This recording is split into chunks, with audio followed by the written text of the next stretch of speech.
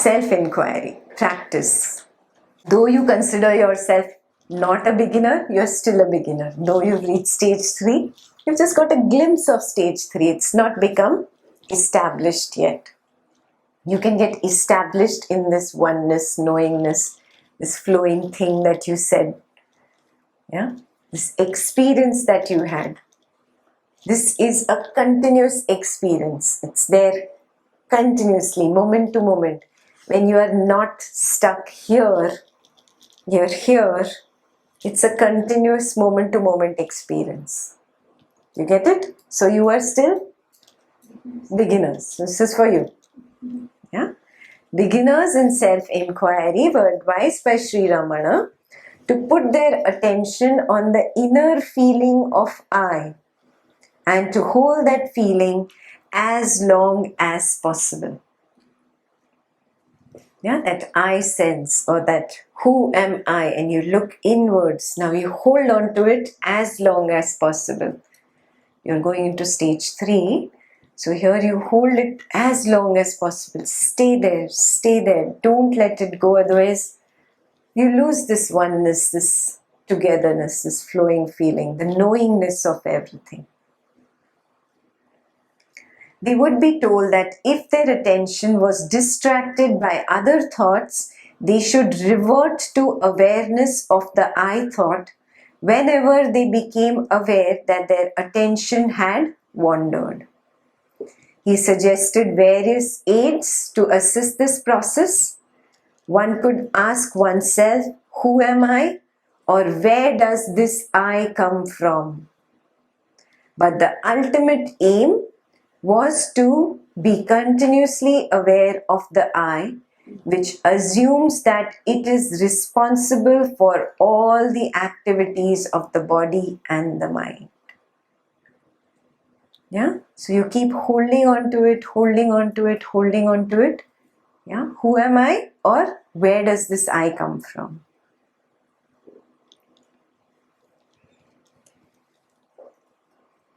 In the early stages of practice, attention to the feeling I is a mental activity. Is it a mental activity for you right now? No? It is. Okay, for some it is, some it is not. Okay. In the early stages, it is a mental activity which takes the form of a thought or a perception. As the practice develops, the thought I gives way to a subjectively experienced feeling of I. How many of you have had that subjective experience when you go in? Yeah, so you've got that subjective feeling. You've recognized that experience. Yeah, good. Those who are not there yet, it's okay. We will start from the mental activity and get to the subjective feeling. And when this feeling ceases to connect and identify with thoughts and objects, it completely vanishes. What remains is an experience of being in which the sense of individuality has temporarily ceased to operate. Did this happen? Even for a second that you looked in, yeah, the I feeling was gone. Everything was gone for 1 second. There's nothing, just pure beingness. And again, I came up. Yeah? That temporary cessation is what he's mentioning here. Yeah? Sense of individuality is that I, that temporarily ceased, that dropped, that collapse of I. The experience may be intermittent at first, but with repeated practice, it becomes easier and easier to reach and maintain. Yes, is that a little encouragement? Yeah, you'll get there. Right now it might be intermittent, but with a little bit of practice, it will be something that you can be in continuously. You can stay there, stay there, stay there. Yeah? It won't be an effort anymore. When self-inquiry reaches this level, there is an effortless awareness of being in which individual effort is no longer possible, since the I who makes the effort has temporarily ceased to exist. Got it? Initially you have to run after the train to get into the train, and then once you're in the train there is no more running. Exactly like that. You'll have to make that effort to turn inwards initially. Yeah? You'll keep doing that, keep doing that, keep doing that. A point will come where you're there only. You're there for a long time. So when you're on the train, do you need to run anymore? There's no more running. So temporarily, the effort has ceased. Of course, it won't last. And again, you'll come back out. Again, you'll go in.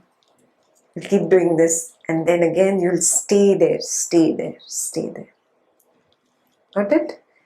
When you are inside, it is effortless. You don't have to make an effort because now you're there. You've turned inwards. Yeah? So now there is no more effort required. It is called effortlessness. Very clear?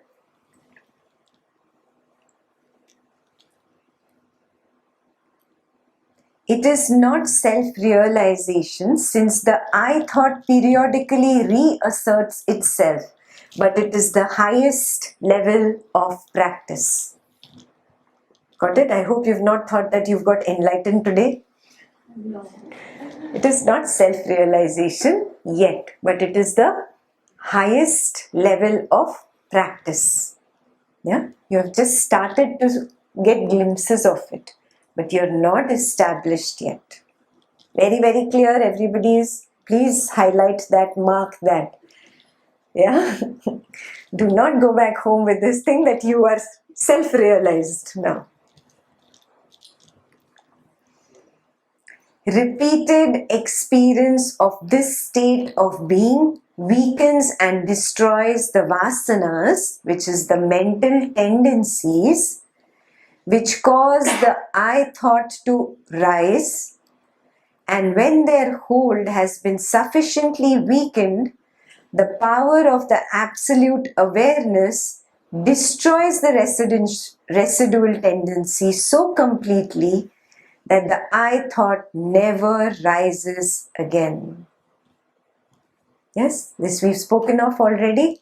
If you stay here, stay here, stay here, you're not giving attention to all this wow of the mind, and it weakens, its power weakens and weakens and weakens. So the vasanas weakens just by not giving it attention. Because my attention is inside, inwards. Because I am not giving the vasanas attention, they weaken. My complete attention is inwards. Are you seeing this very, very clearly? So this gets weakened and weakened to a point where only residual are left. What is residual? Little bit left. Remnants of what? Past habitual tendencies. Perfect. Past habitual tendencies. I have a habit pattern. I always act in this way with this person. I always shout at the kid like this. I always behave like this with this person. Habit pattern. So these are residual tendencies that I'm carrying, and every time they only come up. They only come up. Now these remaining ones, they will get wiped away just because I'm not giving those that come up in the present moment any attention. I am focusing on the awareness. Very, very clear? Yeah? The power of the self-awareness itself destroys these vasanas. Super clear? Yeah? Of course, you will have to be very clear not to give in to those vasanas. Yeah? Lust can take you away, pull you away. Craving for money can pull you away. Yeah? Your greed can pull you away. Not going away with that you have to work on. Are you getting that? That part is separately attended to on the Buddha's path. Here, it is assumed you are there where you will work on it on your own. If you think you will not work on it, then come down to Buddha's part, take the vows. Start working on those tendencies. Then come back up and start doing this. Some people have 1 foot down, 1 foot up, like I told you. Yeah, you could be one of them. So if you see certain major vasanas arising, then maybe precepts working on the morality part is very, very important for you. Only you can decide, only you can look within and figure it out, right? So you check, oh, too many vasanas coming up, they're not letting me stay in my awareness. Okay, then this is something I really need to work on right now. So then work on these, not reacting, not giving into it, taking a vow, come what may, even if I lose money, I will not lie. Those kind of things, really challenging yourself to be so pure that you are ready to give up those material things that you were running behind out of lobha, moha, dosha. What is lobha? Greed. Moha? Delusion means Unreal. not seeing reality as it is. And dosha? Hatred, ill will, aversion. Yeah. All negativities. Yeah. So if I see these three are there, lurking beneath, these three I have to work on so that I can stay in my awareness longer, because only these things pull me out. There's nothing else that pulls me out other than lobha, dosha, moha. Everything can be put under these three categories. These three take my awareness away. Again I have to come back, again they take my awareness away. So what do I have to do? Let me work on this. Let me put my attention on dropping this lobha, dosha, moha. Whatever it is you have identified. Yeah? Work on them, come back to awareness. You'll see your awareness getting strengthened and strengthened and strengthened. And again you'll get back to this knowingness, this flowing thing. May you are very clear, everything is oneness. You can experience the oneness. It's the only jnana that takes you directly to the experience of oneness. Again, you experience the oneness depending on your inner purity. If you're very pure, you experience it instantly. If you're a little impure, what happens? You cannot experience it. Did you notice that? The moment a little distraction came up, some attraction, aversion came up, you lost it. Again, you had to do this process. Again, you were going there, but again, you were losing it because you'd given too much attention to the negativity. Clear? Yeah. So, the vasanas part, I would like to emphasize, you will have to work additional besides just turning inwards. Yeah. When you make an effort to turn inwards, and then it also helps to overcome and work with your regular tendencies. Very easily you'll be able to work. Very easily. And the more you work on these tendencies, the more you turn inwards. It feeds into each other. Yeah, automatically. So keep working on it. And stay there, stay there. That's like a blessing to even experience this awareness. So many people just can't get beyond the words. They cannot experience it. You're very fortunate to experience it. Be there. Be there. It's really delicious. So when you're watching sunset or sunrise, it naturally happens that you feel that oneness or you're lost in that beauty. So is that what we are doing? Yes, provided you don't get into the mind and say, oh, this is beautiful, oh, I have seen this before. It is just like the sunset in Seattle, finished.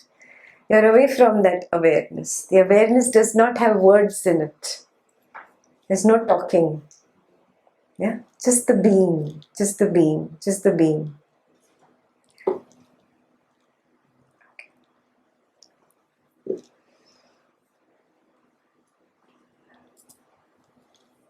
And read that part again. Repeated experience of this state of being weakens and destroys the vasanas or mental tendencies which cause the I thought to rise. And when their hold has been sufficiently weakened, the power of the absolute awareness destroys the residual tendencies so completely that the I thought never rises again. Such a consolation, wow. That state is so achievable. This is the final and irreversible state of self-realization. This practice of self-attention or awareness of the I thought is a gentle technique. You cannot force it. Those who are forcing it, did you realize it doesn't happen? So then you realized, oh, I'm working too hard. Just relax. It's a relaxing technique. It's not a concentration. That's why you have to let go. And you have to just be. Yeah. Then it was very easy. Yeah. Got it? So it's a gentle technique. You cannot force it. Yeah? Which bypasses the usual repressive methods of controlling the mind. Felt that. Yeah. So we're not controlling the mind with anything. Yes? No sound, no music, nothing to push you to focus on to control the mind. It's just a natural relaxation.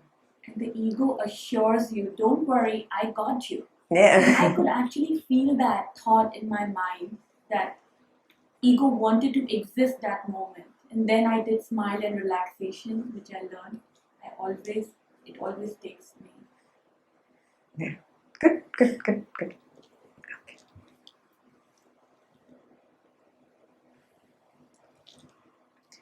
It is not an exercise in concentration, nor does it aim at suppressing thoughts.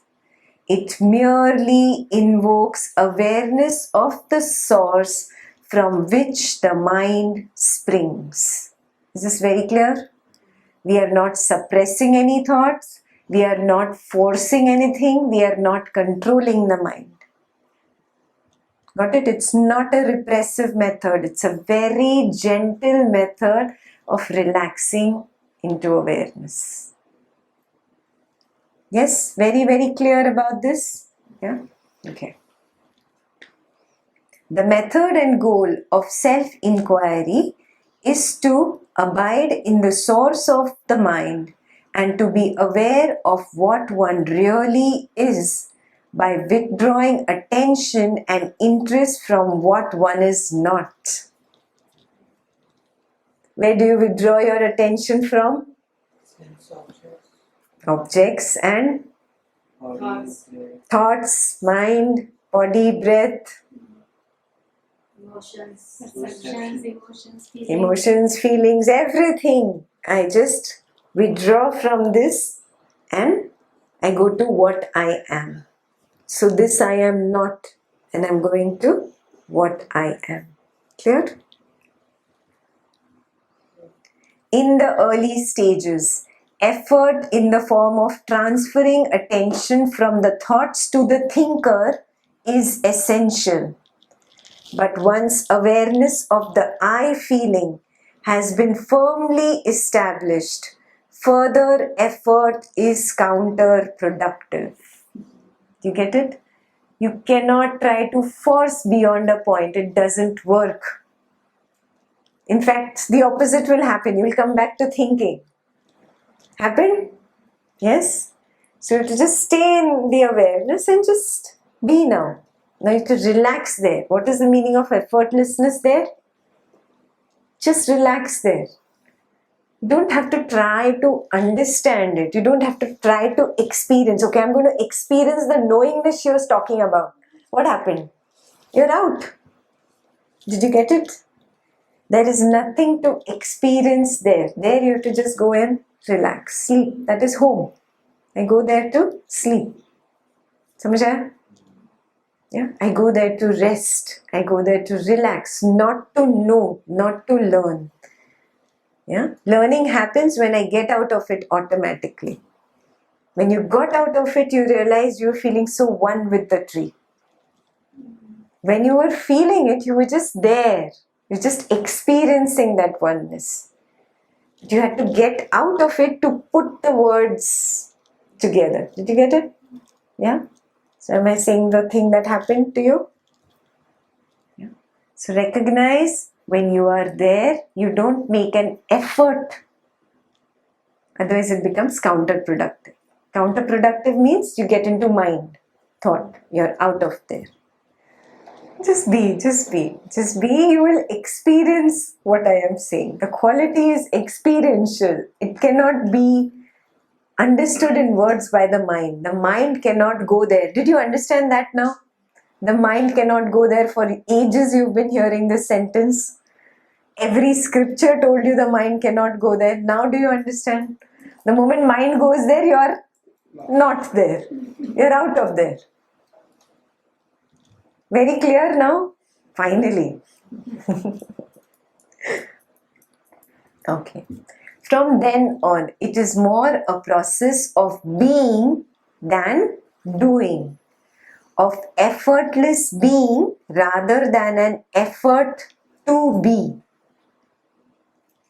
Yeah? It is effortless being rather than to be.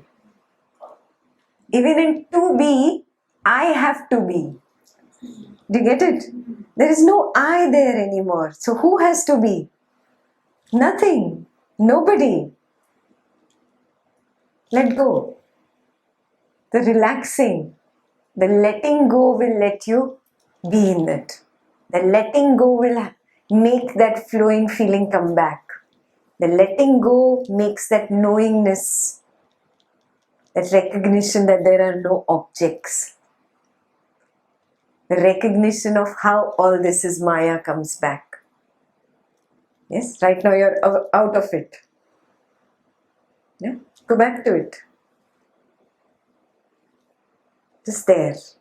And now relax there. The moment you try to understand it, you get out of it. There's no trying to understand. There's no trying to be.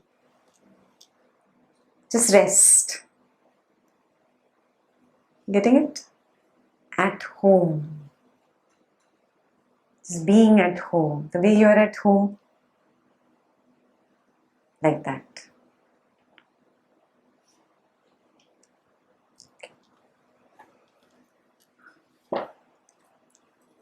Being what one already is, effortless, since beingness is always present and always experienced.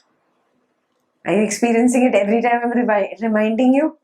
So it's always there, really. I don't have to remind you anymore. Now you remind yourself. It is always experienced.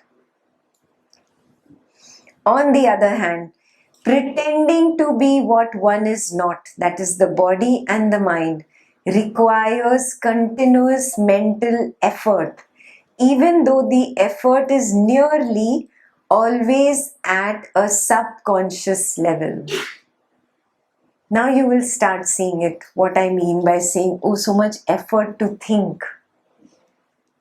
Yeah? Now it will become more and more clear, because this is so effortless, just being in the awareness, you become lazy. Who wants to do the thinking? Yeah? You do the thinking. I'm there. Yeah? Not that when something is required, you will go out there and do the action, but that unnecessary repeated thought, he said this, she said this, then this happened, that happened, what will happen tomorrow, what happens at retirement, do I have enough funds, who are the children taken care of, blah, blah, blah, blah, blah, blah, blah. Unnecessary, you're going on and on. Not required. Again and again come back, again and again come back. Just be. Super easy.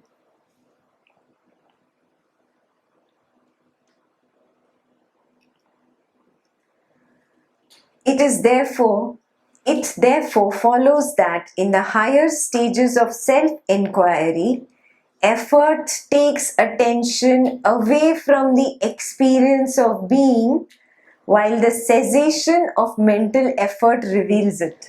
In the higher stages of self-inquiry, effort takes attention away from the experience.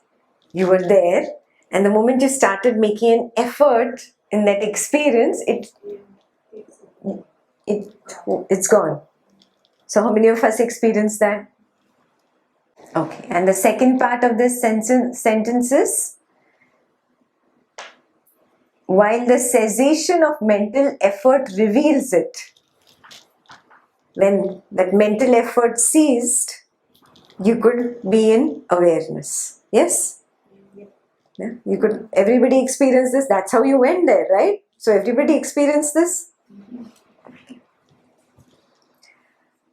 Ultimately, the self or the absolute awareness is not discovered as a result of doing anything, but only by being. This is very, very clear now. Yeah? As Sri Ramana himself once remarked, do not meditate, be. Do not think that you are, be. Don't think about being, you are. That's why the title is.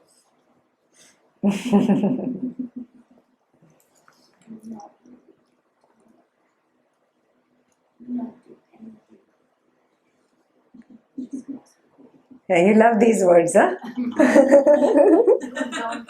don't go to work, don't do anything. Don't do Don't do anything. Don't think anything. You're very chalu. Again, you're in the mind. No more word for you.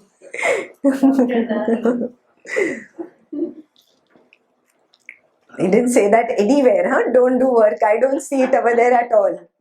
Created by Meenu. Meenu Gyan. Okay. Self-inquiry should not be regarded as a meditation practice that takes place at certain hours and in certain positions. It should continue throughout one's waking hours, irrespective of what one is doing. Yes, that's your homegoing instruction, already there. Been telling us the same thing from Patanjali. Yeah. Sri Ramana saw no conflict between working and self-inquiry, and he maintained that with a little practice it could be done under any circumstances. He did sometimes say that regular periods of formal practice were good for beginners, but he never advocated long periods of sitting meditation. And he always showed his disapproval when any of his devotees expressed a desire to give up their mundane activities in favor of a meditative life. He's so opposite of all the ones you've heard before, right? Huh? It's like totally 360. Yes. The 360 brings you to the same place. 180. 180.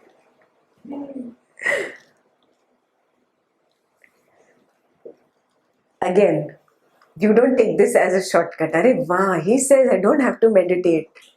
You're a lazy person, you have lots of vasanas, and you're still not at this stage of being a ripe mango, then you have to go back to meditation. That I already read yesterday. You want me to read again? You're very clear, no? If you are not a ripe mango, what do you have to do? You go to your jnana and dhyana. Yes, but if you are the ripe mango, the session was probably for you. I don't know. You look within and you decide. Maybe you are there. You've reached home. Fantastic. There was a reason why this session happened. Yeah. So then, for you, this applies. Yeah. The question answers we can do tomorrow of this chapter. But maybe in the previous chapter, his description of meditation was also different, because he was describing that meditation means using an object and focusing on the object. So that is not his meditation, it is the other meditations. That's what he... Yeah, so he's emphasizing this is not a meditation. Don't treat this as a concentration practice, but constantly an awareness, a relaxation. Again and again, being relaxed, being aware, being there. You've reached home. You don't need a meditation practice if you're already home. Because the same thing Buddha is teaching you, step 1, step 2, step 3, step 4, step 5, step 6, step 7, step 8, and finally at 9 you're home. Now if at 9 I'm going to get home and I already know the skill of getting home and I keep getting home easier this way, then maybe that is not for me. But if I cannot maintain being at home, I just tasted it, I come out. I taste it and I come out. Then what do I have to do? I have to go back to the drawing board. Now that only you know, huh? You decide. If by doing this practice you can get rid of your vasanas and be established in that awareness and experience this knowingness and this oneness that you felt today all the time, then you've reached home. Very clear? So I'm not trying to hold on to my practice of meditation, but the meditation that I did, the 10-day retreat that I did, it helped in cleansing and sharpen something, awareness, and that helped me. Yeah, so then that's what. So we come down one step humbly and we do that. Yes, And with the same humility, if this works with open eye, do I this. can do both. Yes, yes. Because the meditation that I have been doing is also the same as this. So now I have a closed eye practice and an open eye Practice. Correct. Yes. So if you have a silent meditation, no sound meditation, she's doing the Buddha's practice, the no sound practice. So that takes you to the same state. The last step of that, the step 9, is the same where you are in and the collapse of the eye happens. It's exactly the same. Yeah, but not sound meditation. Sound meditations will not take you here. The collapse of eye will not happen. So you decide what works for you, accordingly you do. Okay? For the evening, your practice is continuous. You have to continuously keep being in awareness again and again, again and again, again and again. If the mind comes up with, oh, my other friend felt this, or that person felt the oneness, how it didn't happen to me, don't get into all this. It doesn't matter. It's all the ego talking. We just learned it today. Yeah, it's not important. It's a little kid screaming in the middle of Walmart. I don't have to give him attention. I just turn my attention inwards. Can you do that? Yeah, rest of the evening we will maintain silence at home. Not to do too much talking, just as much as is required for the kids. No talking to adults. Tell them I'm in silence. Yeah, just be. Just be. Again and again, just be. Yeah. Make it a very strong practice. Again, go out for a walk. And then again, after the sun sets, it's a little dark. Again, go out in the darkness for a walk. See the sky. See the objects in the darkness. It's a different feel in the night. Yeah. So do 2 more walks. The self-inquiry walk. Who am I walk. And be there. Just be. Every time you go out, back in. Every time you go out, who am I? Every time I go out, am I aware? Again and again, back in, back in. Yeah? You won't give in to the mind today? No giving in to the ego? Yes? Then pull the reins tight. Again and again here today. All good? Any questions before you leave? No thoughts come in, how do you pull in? Huh? When no thoughts come in, Oh, beautiful. then how do you pull in? There's nothing to pull in then. Then you are in awareness. Now you have to be effortless. That means you got there and you're not very sure about it. That's what he just described. Now be effortless. Just be. Just stay in that. Rest in that. There are no thoughts. There are no sensations. It's quiet. Just be in quiet. Yeah, I know that. Good. Now just be. Don't try to look for something in it. You're trying to look for something in quiet. What is there? Yeah. There has to be an experience in quiet. It's quiet. No, there has to be an experience. This eye has to collapse. You let that I collapse. Nothing is, then nothing is there. Ah, good. Now just collapse in it. You can collapse in it with eyes open. Do you know that? Just collapse in it. Switch off. Switch off. There's nothing to know, nothing to see, nothing to grasp. Just be. Sink into it. Give me more words. Drown into it. It feels like something is sucking you in. Get sucked into it as if a vacuum is sucking you in. Get sucked into it. Ice melting in the water. Very nice. Ice melting in the water. Melt into it. Allow it to happen. You're not allowing it to happen. Also including the surrounding noises, like then merge along with it. Along with the surrounding noises. You will have different noises now when you go home. No?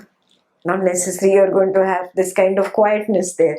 So whatever it is, accepting all that, you merge into the awareness. Without thinking, without logic, without interfering with it. Just being. Very, very clear? Any questions online? There's one question. When the deepest impression comes up as a thought, it becomes difficult to go back to the awareness. It's like the ego wants to keep holding on to it and drowning into it. What to do? Again, there is no other shortcut. This is the shortest cut I've given you. Again, treat your ego like a child in the middle of Walmart, screaming and shouting. You look inwards. He'll come behind you. You don't go behind it. You don't go looking for something. You just go in. Rest. Very, very clear? Yes.